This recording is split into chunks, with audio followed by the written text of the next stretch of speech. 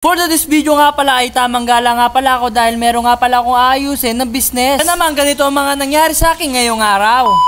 Dito nga pala ay nagsimulan na nga ako bumiyahe. Grabe mga katampi, sobrang traffic dito. Kaya naman napakamot ako sa aking ulo. After that nga pala ay nagparada na nga pala ako at kinuha ko na nga pala yung aking mga requirements at magsisimula na nga pala ako dumayo. Syempre mga katampi, nagpa-xerox nga pala ako ng aking mga kailangan. Ito nga pala ay tungkol sa aking business. Habang tumatanda nga ako mga katampi, nagiging business minded na nga ako eh. Parang nakakatotoo nga pala yung hula sa akin ng isang Chinese. Ang galing nga guys, katulad dito mga katampi, ang ganda nga pala dito sa Kabuyaw Hall. Bali Pasko nga pa rin dito mga katampi, kaya naman umakit na nga pala ako sa pinakataas. Grabe nga mga katampi, hindi ko nga pala na-videohan, natapos na nga pala ako magpapirma dito. Kaya naman mission success tayo mga katampi, bali natapos ko na nga pala yung step 1. Kaya naman bumiyay na nga pala ako, papunta nga pala sa BA Arvinian. After that nandito na nga pala ako, bali tatawid nga pala ako sa kabila, kaya naman pumunta na nga pala ako sa pinakataas na tulay. First time ko nga pala dumaan dito mga katampi, grabe nakakalulo naman, tapos ang dami pang sasakyan. Tapos marami ka din makikita mga basura dito sa taas. After that, nandito na nga pala ako sa kabila and then pupunta na nga pala tayo doon sa BIR. Bigla ko nga pala nakita dito yung Jollibee at bigla ako nagutom pero kailangan natin pala ito unahin. Kumuha na nga pala ako dito ng number, grabe ang layo ko pa. Tapos kumuha na din ako ng number dito sa counter 6. Mahaba pa ang pila kaya naman naisipan ko muna kumain dito sa baba. Anong oras na kasi tapos nakakagutom pa. Kumain nga pala ako dito ng Siomai King. Siya nga pala mga katampi, isa sa mga pangarap ko yan na makapagpatayo dito sa mall. Franchise sa tatawag doon ng Siomai King mga katampi, maganda yun. Dito nga pala ay natapos ko na nga pala yung proseso mga katampi, hindi ko na nga pala na-videohan. Kaya naman sa ganun ay naglakad-lakad na lang pala ako para magabang ng jeep. May nakita nga pala ako dito mga katampi, grabe sobrang ganda nga pala ng fountain dito.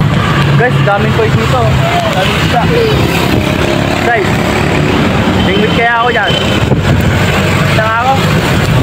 Sobrang init nga pala dito mga katampi, kaya naman naisipan kong gawing payong yung aking hawak. So ayan mga katampi, pauwi na nga pala kami dito at excited na nga pala ako makauwi at makita ko ang aking mga anak. Kasi tamang kubi nga pala ako dito mga katampi sa salamin. And then ito malapit na nga pala tayo makauwi at nag-iisip nga pala ako ng magandang pasalubong. After that nga pala ay nandito na nga pala ako at bumaba na nga pala ako sa jeep na aking sasakyan kanina. Sobrang init talaga mga katampi, dito nga pala ay napapanot na nga. Akala ko nga mga katampi nawala na nga pala dito sa ready kasi nga inilipat nga pala ng parking. Kaya naman nilapag ko na nga pala yung aking requirements and then may pupunta nga pala tayo at nag-iisip nga pala ako ng pasulubong. Ang naisip ko ay McDo. Nandito na nga pala ako sa McDonald's at naisip ko na nga lang pala na mag-drive-thru na lang. Ble!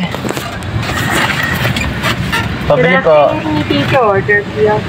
3 burger po, tapos 2 fries. Wala pong drink? Wala po. Burger McDo lang po. Apo. Okay po. Cash po. Cash. First window na lang. O diba mga katampi, and then pipikapin ko lamang dito mga katampi. Ayan, okay na mga katampi. Kaya naman kukuha nga pala ako dito ng isang piraso para naman matikman. Talagang gutom na talaga ako at nag-crave na nga ako dito. Dito na lang ang aking istorya. Kaya naman paalam sa inyo.